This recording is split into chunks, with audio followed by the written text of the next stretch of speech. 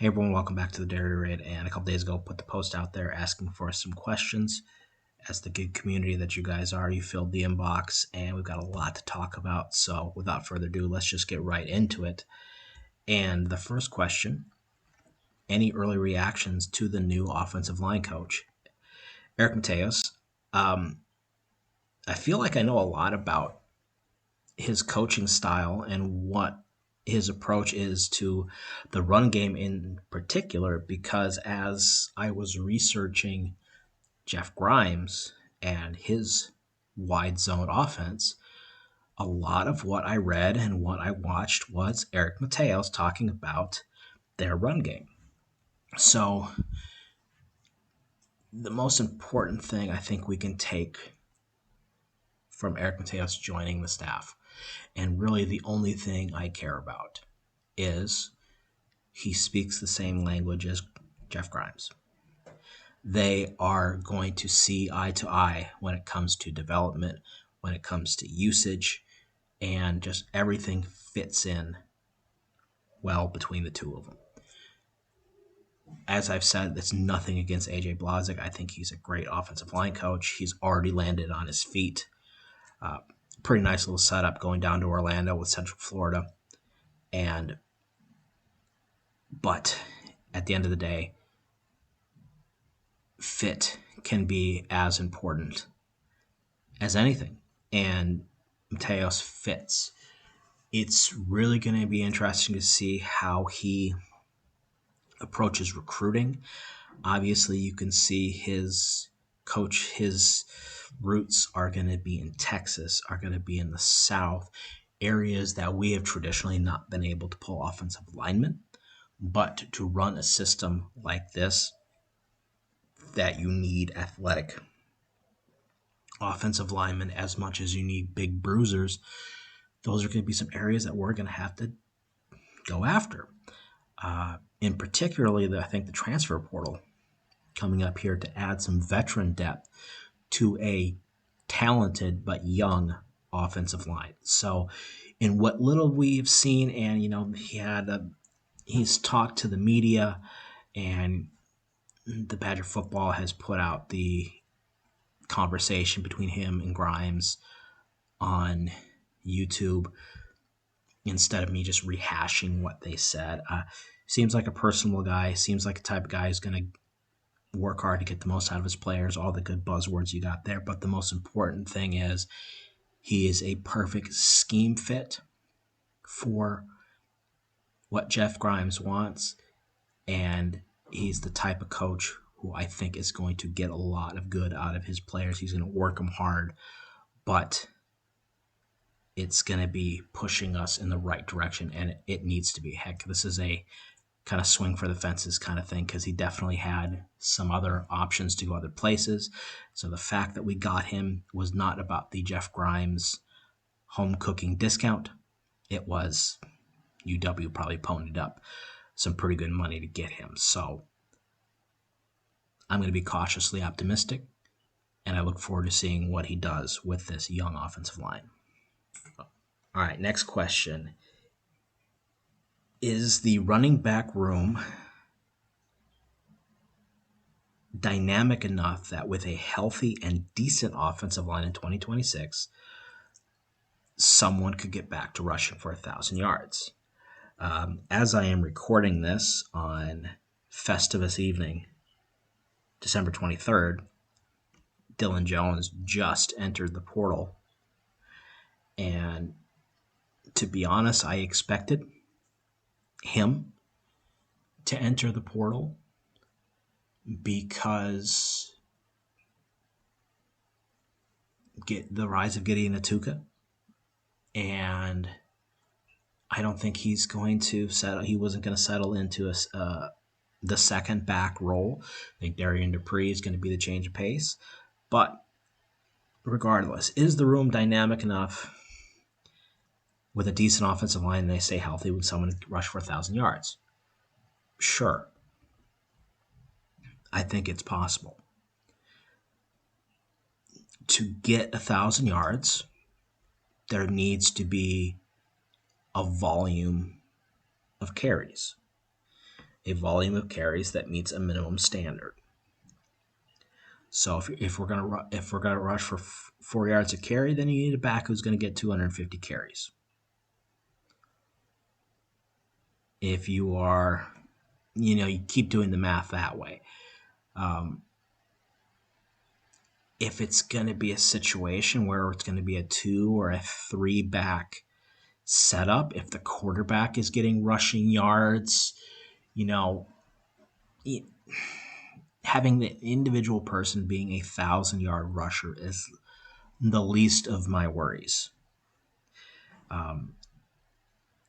I'd rather see a running back who's pushing 5.5 yards a carry. I'd rather see a quarterback who is being a dynamic part of the run game, and by getting 5 to 10 carries a game, he adds balance to the offense. I'd like to see a change of pace back who can give me 5 to 10 touches a game and add some. Again, that's where the dynamics come in. Does Gideon Atuka's running style bode well that if he stays healthy, he could get to 1,000? Of course. It's Darian Dupree, probably, but it has less to do with getting one guy getting a lot of carries. I want to see a functional run game, and for the run game to be functional in Jeff Grimes' system, we need a lead back, a change of pace back, a quarterback, and a gadget receiver guy to all be working in harmony. It's not a one back system. I don't want to go backwards to a one back system. So, short answer, yes. Long answer, maybe with a but. Question 3. Who are the most likely transfer portal targets at the quarterback position that the Badgers could be going for? And there are plenty of guys we can be thinking of in a situation like this, from Colton Joseph to DJ Langway. You can come up with a million names. And honestly, this most likely part of the question is going to be really hard to think about until I really see the type of offers that they are going to be put out. Remember, right now players are saying they're entering the portal. The portal does not officially open until January 2nd. Offers can't be made. We technically can't even be talking to the players, which of course they are. But it's going to come down to a variety of factors of who they're going to go for. Are they going to go for experience over upside? Are they going to go for system fit or star power? Are they looking for a P5 bounce back or a mid-major starter or an even lower level All-American type? It really is up in the air. If it was me, that's a different story. And we can talk about the direction that I would want to be going for if I was looking for a quarterback in the transfer portal. And we'll go through some of these questions that these points I just kind of went through. Experience over upside. The way that I see it is right now we need 2 quarterbacks at least in this transfer portal. We need an immediate starter, and we need a short-term replacement for Danny O'Neil, if that's what we're thinking, that he needs to be replaced short-term. If he eventually enters the portal, then we need an actual replacement. So, if we need 2 quarterbacks when you have experience over upside, that's where I'm saying let's get both. Let's get our experienced player, probably somebody coming from a mid-major or lower who has experience playing, starting, has played football, and you know what you're getting and you know what you need to work on to get them to the level you are expecting. So, again, someone like a Colton Joseph would be the type of player we are looking for. If we want to dig even deeper into the experience at a lower level, someone like a Jaden Craig, who is coming in from Harvard, is another person who could fit the bill of what we're looking for in terms of experience, albeit at a lower level. A lot of people have been talking about Kenny Minchey, the backup quarterback from Notre Dame, or a backup quarterback from Notre Dame, who was a high 4-star coming out of high school and just really hasn't gotten the opportunity to get any playing time once he's gotten to Notre Dame in 3 years, but is obviously talented. He's a guy who, if he's put in a situation where he's actually capable of competing for a starting job, Notre Dame over the last few years has been known to just bring in a transfer every year. And, is he going to be in position to, and actually now that he's going to be in a position that they recruited somebody over him who he lost the starting job to,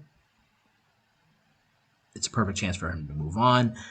But at a school like Wisconsin, his talent level is probably even above what we already have. So he could position himself to be a starter next season. Or if that's the route that they decide to go with someone like him, you are going to put the risk factor on, can I get 2 good years out of him? If not, okay, he's there to push a guy like Carter Smith. And if he does his job, then, well, that resets the QB room a little bit. And when Minchey's gone, you got Ryan Hopkins ready to go. So a player like him is a good risk-reward type balance. But a lot of these P4 bounce backs are probably looking to be in positions to start.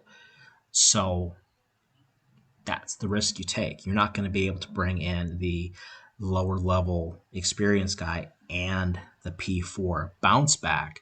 You're kind of going to have to maybe, again, kind of do like they tried to do this year, where you get the P4 bounce back in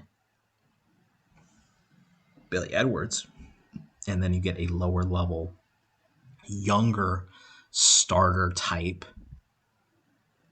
as a backup, like they did with Danny O'Neil. I don't know. It's a tough situation, but for me, what it comes down to, in my estimation, is we need to get a guy who is there mentally. And experience doesn't mean anything if he's a deer in the headlights once he gets in the backfield. So it's going to come down to what they are looking for actually for their quarterback position and how they are looking to build the quarterback room. This is not like NFL free agency where you really don't care about what the backup thinks. In the transfer portal, you actually do have to have some thought about what the guys below the starter think, because you need them to stay on campus. So regardless, I think they're going to come out of the transfer portal with 2 quarterbacks. I think at least one of them is going to have some starting experience and be the type to either be a 1-year rental or a guy who's going to be here to push Carter Smith for 2 seasons.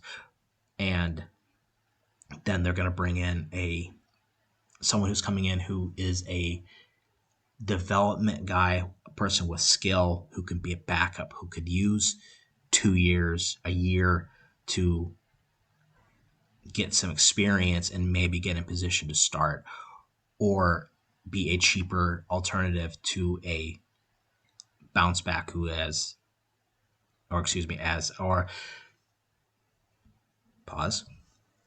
a quarterback who has starting experience but may lack the big program flair that some of these younger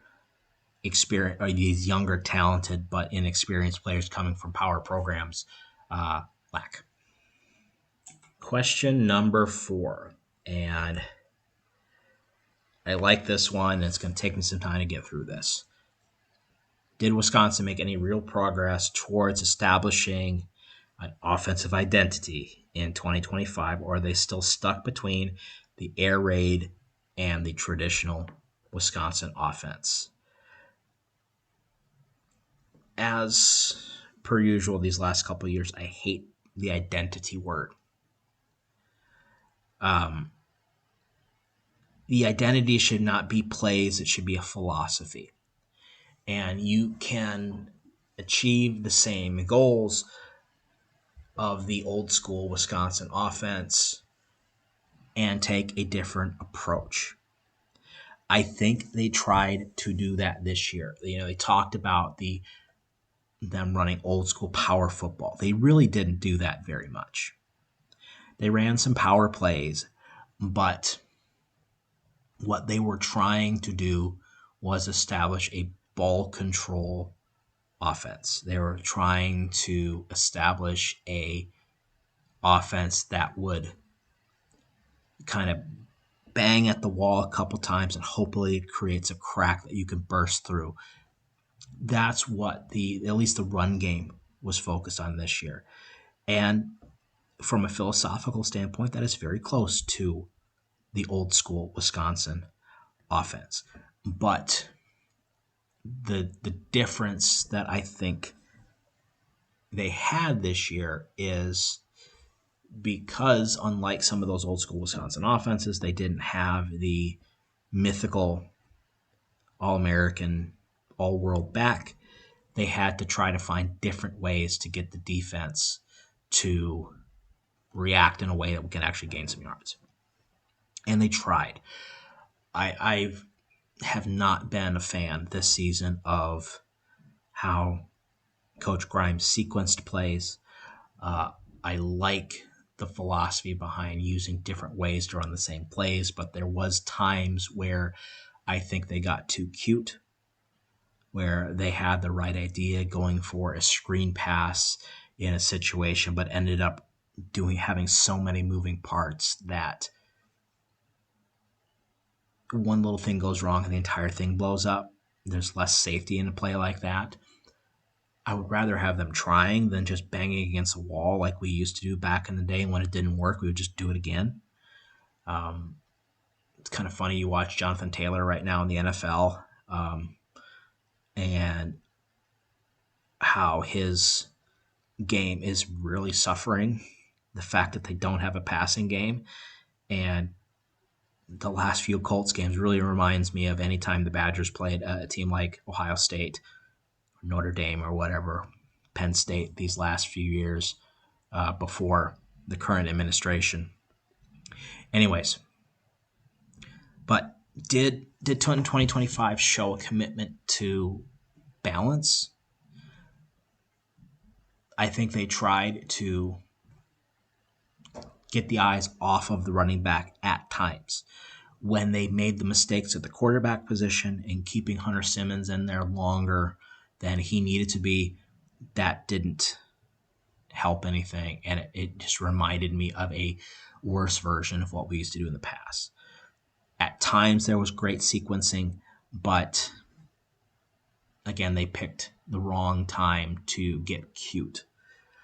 I will say when Carter Smith became the starting quarterback, I think they got better at sequencing. I think they got better at what shots to take, and they weren't as predictable in the shots department, probably because they didn't take any. But it wasn't run, chuck, and duck like it was earlier in the season. And that showed me that at least they had some ability to adjust the game plan as the season went on. Again, they went through 4 different quarterbacks who all 4 had very different play styles. And it's really hard to develop continuity when that is your system. And any modern offense is going to be run through the quarterback. It's not 2017. This is not the Big Ten West. And Gideon Atuka and Darian Dupree are certainly not Jonathan Taylor. So as good as running backs as we could have, it's got to be balanced with the quarterback. So what I would say is they made progress towards getting away from what people who don't know much about the air raid would think is the air raid. So less 10 personnel, less static formations, more plays under center, more runs between the tackle. Things that to the untrained eye look like old school Wisconsin football. But they still ran plenty of screens. They still ran plenty of mesh and seams and rails and snags and Y cross, and a lot of the plays in the passing game in particular were very similar to what we ran under Phil Longo, with the added play action and the vertical shots that you would see from the Dirk Cutter type and the West Coast type offense that Grimes likes to run. So, if anything, they did a good job of hiding their affinity for the air raid inside a offense that looks more traditional to Badger fans. It is still a work in progress, and they're going to have to do something this season to get them another season. But it was one of the worst offenses in Wisconsin history, and it has nothing to do with the air raid. And it got back to the core of Wisconsin football, which is run, run, run, bad quarterback play, and when you're behind, there's nothing you can do about it type of offense. So, yes, in that way, they got back to traditional Wisconsin football, but that's the traditional Wisconsin football that I would like to forget about and never see again. All right, next question number 5. And that is going to be, which position group made the biggest leap in 2025, and which one is now the biggest concern heading into the 2026 season? I would say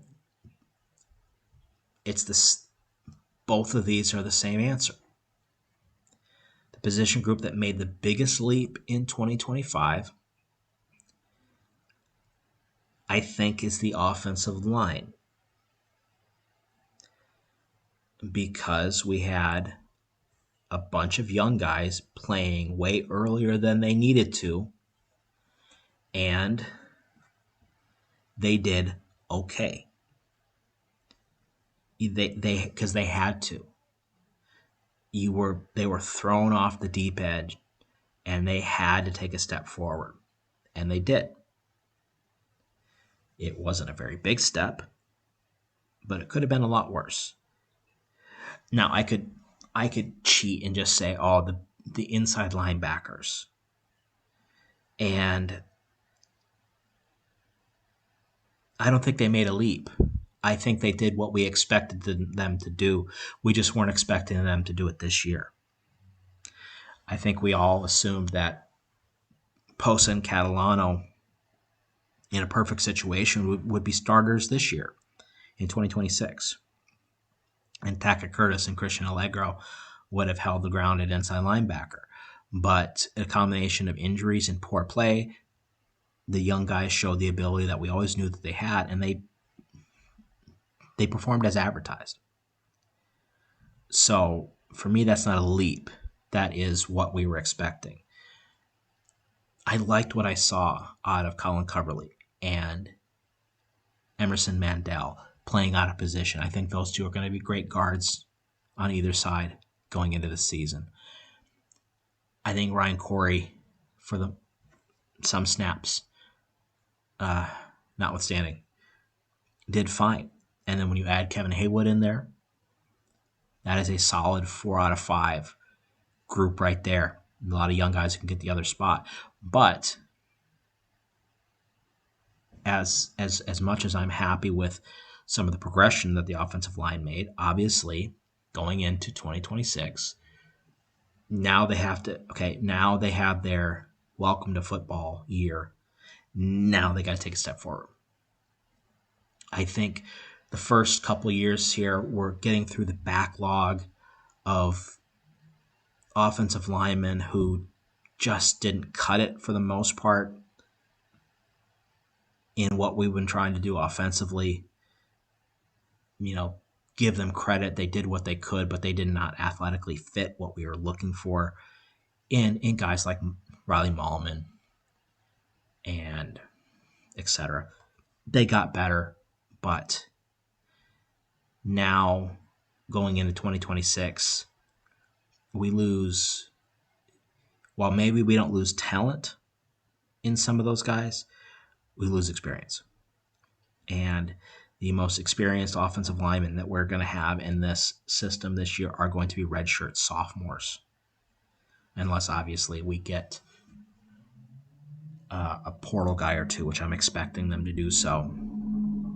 So 2026 could be a breakout year, or it could be an absolute failure when it comes to the offensive line based on how talented but young the group is. So that's where my concern is that the depth is not there because there's so few guys on this offensive line who's actually got any playing time, because there had to be such a overhaul. There's a reason why they brought in 9 offensive linemen over the last 2 years before this one. The room had to be remade. It just had to, and there's nothing that anyone could say that should disagree with that. But now we're in a situation where we have little, if no, upperclassmen depth. Transfer portal should be able to help with that. I think right now they're sitting at 12 or 13 scholarship players. They probably want to be around 17 or 18. So they're going to add some bodies. I think probably at least 2 starter types and then a couple depth pieces. But if the offensive line continues to progress and we can fill these holes, and the young guys who played this year come into 2026 better, if Kevin Haywood comes back with a clean bill of health, it could be the group that could take an even bigger jump in 2026. And if it doesn't, the conversation we're going to be having at this point next year is going to be what's the new staff going to do about the offensive line, because it's going to be a total gutting job when it comes to that. So we'll see. So the answer to both those questions is the offensive line. Next up, how aggressively do the Badgers need to be in the transfer portal this season to realistically compete in 2026? I am going to make the safe assumption that you may compete for a bowl game and get back to the level that we were in 2021. And that means the type of team who can go 3-0 in non-conference play, can beat the teams on the Big Ten schedule that are in the 3 wins or less category, and then can go 3-2 against the big time schools and the Iowas, the Northwesterns, those good but not great teams, i.e. the old Big Ten West formula. What's it going to take? We need to be aggressive. And they need to show that they're willing to spend money. They need to bring in volume. As of right now, they need to bring in 20 players to get to the roster limit. I think obviously there's going to be more players entering. All the media people are hinting that more people and bigger surprises coming. So it's going to happen. But they need to be aggressive, even a bit reckless, if it means getting the right people. Less settling and more going after priority targets. Obviously, quarterback, offensive line depth, defensive front, defensive line in particular, to add some depth. Outside linebacker depth is important. But then receivers, I didn't even mention receivers. There's a lot of holes to fill. There are plenty of players to fill every hole. And so the notion that we're not going to find enough players, that's simply not true. Every year there are more players who enter the portal than find homes. So we're going to get who we need. Every offseason up until now, we've entered spring ball seemingly with too many players. So I don't think that's going to be an issue. But in terms of going forward, they need to be thinking more about finding their own path in this transfer portal era, because we can't go into the transfer portal like Ohio State or USC with an unlimited budget and the alumni and the facilities to back all of that up. That's not going to be us. And we're no longer in a situation where, again, we're being spotted 6 wins a year. The Big Ten has changed. College football has changed. So we've got to find a way that we can essentially compete. You've got to be able to position ourselves like Michigan State back in the old Big Ten West days when they were in the East, that they were the third or fourth team in that group, but they knew they could recruit, and they did enough, and they coached up enough to, when the opportunity came, they got to the playoff, or not playoff, BCS. You know what I mean? Brain's not working right now. It's almost 11 o'clock at night here. My brain's, you know what I'm trying to say. We can't be Ohio State, but we can't expect to be spotted wins anymore.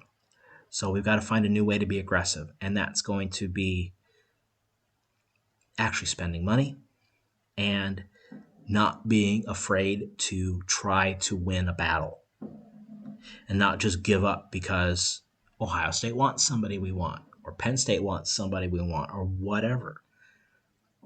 It might mean overspending on a player to get a guy we want, to show that we're aggressive enough to go after people that we want, and that will attract people to come in. Because if we don't, we can't live on being cheap. Simple as. So I think the schedule is set up where if they play their cards right as they fill the rest of these holes and they get solid quarterback play, that's very important. They can easily get back to a bowl game. It is possible. Is it likely? I don't know. I hope so. But the path is there. But if they think they can go into the portal with the old school, or not even old school, the last 2 years mentality of not getting the prime targets and only working for the has-beens or never were's, and hoping that you can coach them up, it's going to end in disaster. So it just depends on the type of mentality. This is where they need to get out of the old school Wisconsin way, and as I've been trying to say for the past 3 years, is embrace modern football. You got to embrace it 100%, or this where you don't embrace is going to drag you down, and we can't continue to be dragged down because it doesn't get much worse than this. And the last question, actually, this is more of a statement, and so to summarize this question that I've gotten a lot, or a comment I've gotten a lot over the last 2 years. This program is lost, and I'm canceling my season tickets until Wisconsin brings in a real Wisconsin guy to coach. And I will be brief with this one. A Wisconsin guy does not fix this. I mean, I had someone in my comments the other day say if Paul Chryst and Jim Leonhard were here, they would fix the roster and do it cheaper. No, the fuck they wouldn't. The game has changed, and the old school Wisconsin approach of, and I'm thinking just offensively here, bringing in a guy and having him develop, quote unquote, for 3 years, 4 years, win recruiting battles over MAC schools, and developing a guy for 3 years doesn't work anymore in college football in the NIL transfer portal era. These kids do not have the patience to wait that long. Because honestly, if they would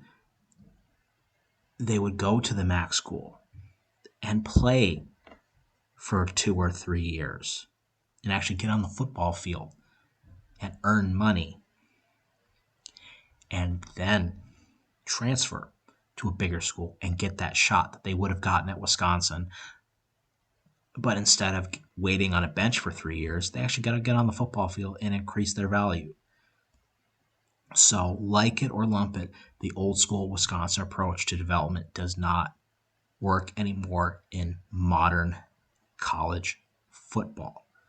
That's number one. Also, Paul Chryst's approach to offensive football isn't going to work in modern college football. You cannot win in college football without a quarterback. And for the quarterback guru that he was supposed to be, he was pretty bad at developing quarterbacks. And Paul Chryst was really good at getting lucky with the running backs he had.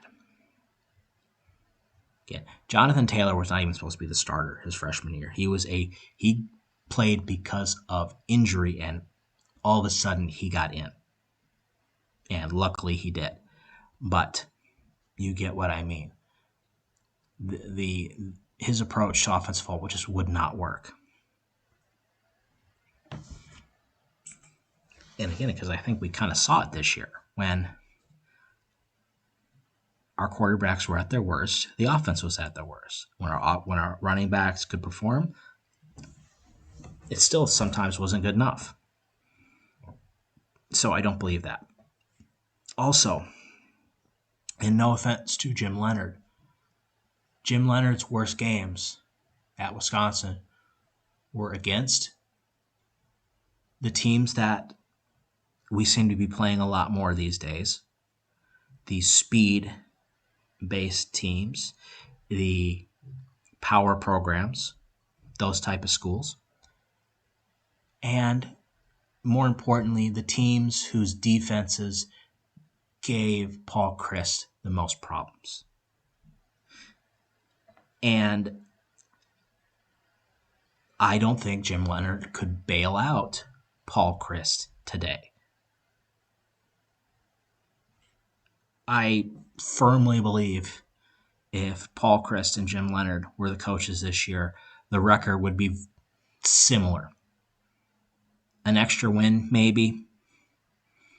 But if you think that Jim Leonhard is going to miracle wins against Indiana, Ohio State, Alabama, Oregon, you're mistaken, because those type of defenses would have held Jonathan Taylor to 50 yards, and whether it's Alex Hornibrook or Jack Cohn or Graham Mertz, the quarterback would have thrown for 120 yards and three interceptions.